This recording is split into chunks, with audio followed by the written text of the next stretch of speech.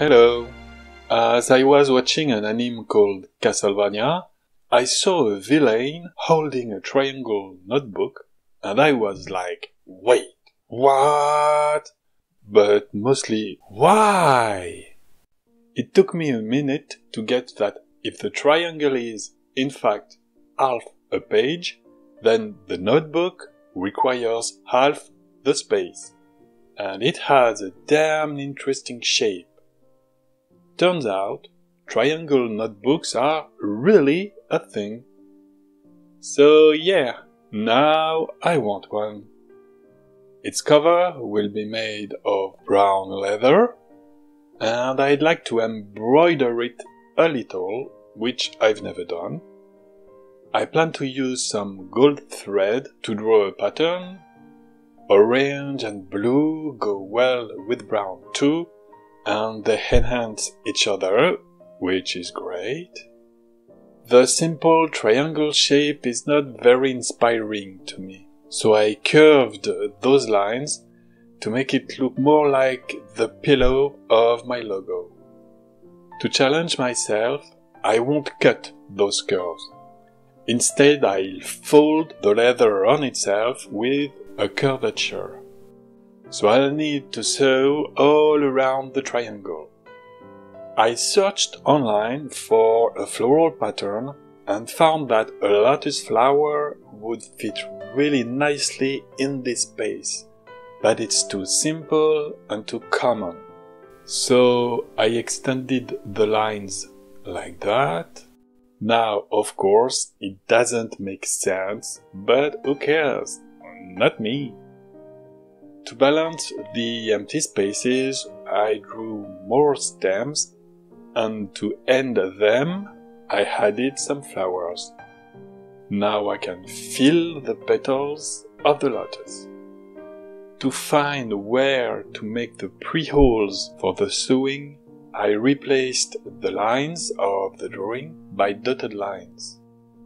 Note that I have no experience in doing most of this.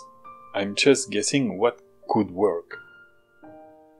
So make yourself comfortable, let me do all the work, and let's see how this turns out.